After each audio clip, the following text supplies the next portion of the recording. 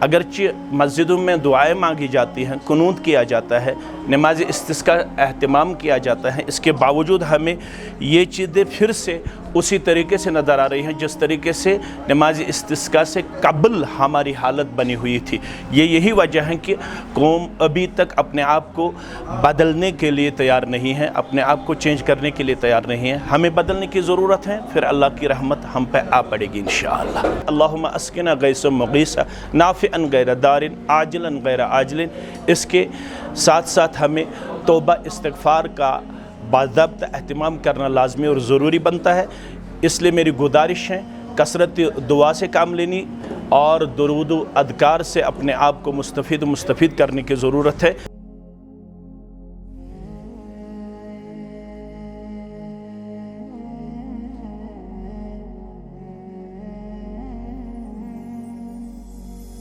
नबीना मोहम्मद वालिहि वसहबिहि अजमईन।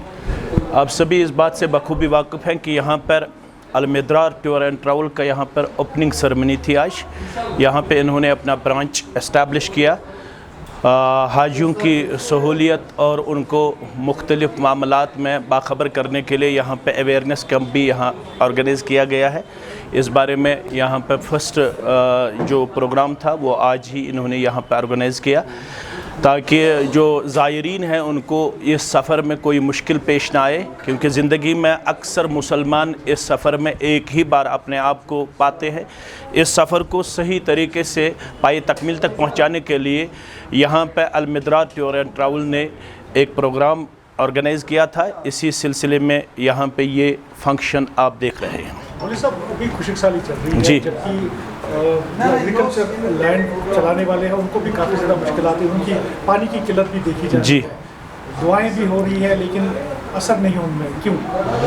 असल में मामला ये है कि अल्लाह ताला ने एक कानून वादा किया है, जब तक हम उस बारे में अपने आप को ओबिडेंट पेश न करें तब तक ये दिन हमें देखने पड़ेंगे, क्योंकि अल्लाह ताला का कानून है इन्नल्लाह ला युग़य्यिरु मा बिक़ौमिन हत्ता युग़य्यिरु मा बिअनफुसिहिम। अल्लाह ताला ने आज तक किसी भी कौम की हालत तब तक नहीं बदल डाली जब तक कौम खुद अपनी हालत बदलने के लिए तैयार न हुआ।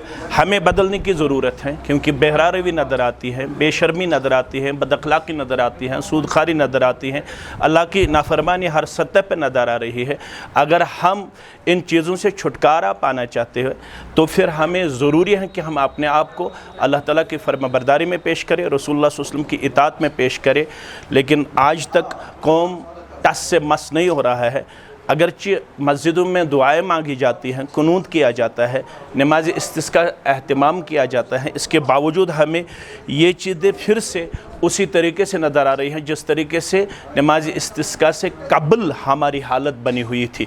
यही वजह है कि कौम अभी तक अपने आप को बदलने के लिए तैयार नहीं है, अपने आप को चेंज करने के लिए तैयार नहीं है। हमें बदलने की ज़रूरत है, फिर अल्लाह की रहमत हम पे आ पड़ेगी इंशाअल्लाह। कोई ख़ास दुआ आप आज के दिन बारिश के लिए जो खुसूसी दुआ है वो यही है कि आम दुआओं में हम इस तरह अपने हाथ उठाया करते हैं, लेकिन जब बारिश के लिए दुआ मांगी जाती हैं तो तब हमें उल्टा अपने हाथों को पेश करना होता है। और इसके लिए जो खुसूसी दुआ है वो यही है अल्लाहुम्मा अस्किना गैसन मुगीसा नाफ़िअन गैर दारिन आजिलन गैर आजिलिन।